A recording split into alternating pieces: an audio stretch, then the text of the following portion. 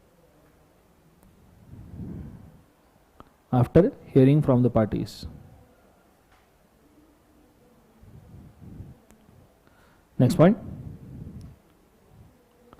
Summary trial shall be completed within 6 months. Summary trial shall be completed within 6 months.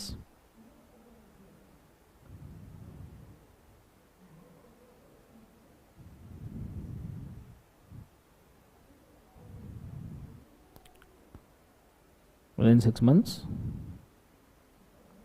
Next point. अच्छा, trial चल रहा है और जो एग्रीड पार्टी है उसको कुछ ना कुछ तो दिलासा लगेगा ना, है ना. सो उसके अंदर नॉर्मली जो एग्रीड पार्टी है उसको 25% पेनल्टी का अमाउंट पहले ही दे दिया जाता है. ठीक है, इसलिए क्योंकि भाई तू धैर्य रख, तेरे खिलाफ इंसाफ होगा और बाद में जो डिसीजन होगा उसके हिसाब से बचा हुआ अमाउंट या वो रिवर्स किया जाएगा. तो लिखना, कोर्ट में order to pay interim compensation. Next point. Court में order to pay interim compensation up to 25%, up to 25% within 60 days, up to 25% within 60 days of starting of trial.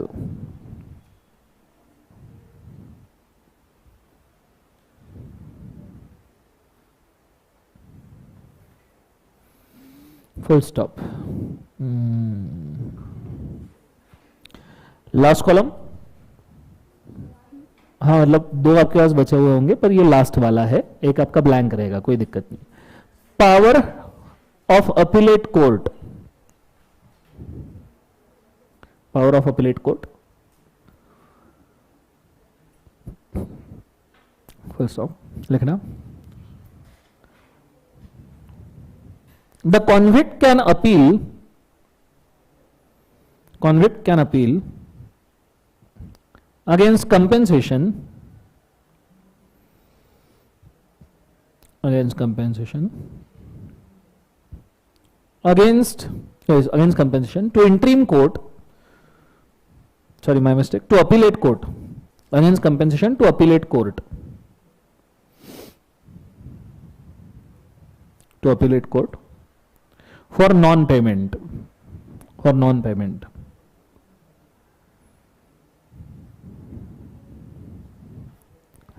Point number 2, appellate court can release the amount, appellate court can release the amount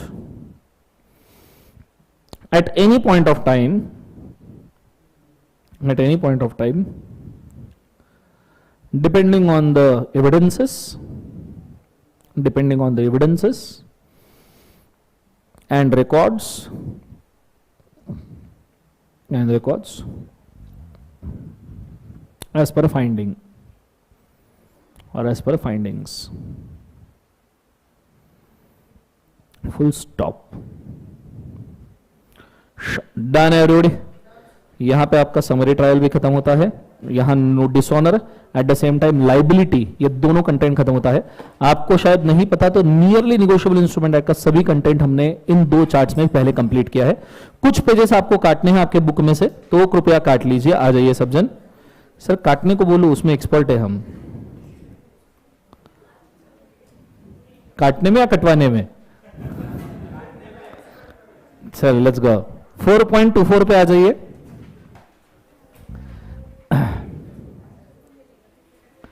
okay, हालांकि ये content मैंने तुमको लिखवा के दिया है, safe side presentment वगैरह, पर फिर भी इसको काट लीजिए क्योंकि ये मतलब इंस्टीट्यूट ने मॉड्यूल से भी गायब कर दिया है, बट फिर भी ये पेज काट लीजिए. प्रेजेंटमेंट ऑफ निगोशिएबल इंस्ट्रूमेंट दिख रहा है आपके इसमें, है नहीं है? एक मिनट होल्ड. ये आपके इसमें कटा हुआ ही होगा, होल्ड करो, मुझे देखना. नहीं कटा हुआ होगा, मैंने आपको नए नोट्स पूरे दिए हैं ना, तो हो सकता है डिलीट करके ही दिया हो तुम्हारे इसमें. Can be, it can happen that it is deleted. Dishonour सब करके दिया, डोंट वरी. ओके, नहीं वो नहीं, बराबर है आपके इसमें मैंने डिलीट करके दिया है. अब आप आ जाइए पेज नंबर 4.28 पे, सॉरी 4.28. उसके अंदर ये validation of transfer of pending cases दिख रहा है, उसको काट दीजिए. 4.28 पर का ही हाफ पेज, हाफ नीचे का half, validation of transfer of pending cases. वो काटना है। ये देखो ना बोर्ड पे क्या दिखा रहा हूं मैं जीवन में, ठीक है, काटा सबने, चलो बहुत बढ़िया। अच्छा, उसके ऊपर का कॉग्निजेंस ऑफ ऑफेंस लिखा हुआ दिख रहा है, उसको कृपया होमवर्क में पढ़ना, एग्जाम में सवाल ववाल तो कुछ आया नहीं है, पढ़ जरूर लेना पर, ठीक है। उसके बाद में नेक्स्ट चीज क्या काटनी है, बस इतना ही है, बाकी सब कटा हुआ है। चलो अब आप अगर देखो तो मैंने बेसिकली, ध्यान देना अच्छे से, मैंने कहां से आपका कंटेंट कवर अप करवाया है पूरा का पूरा, कृपया ध्यान देना। सो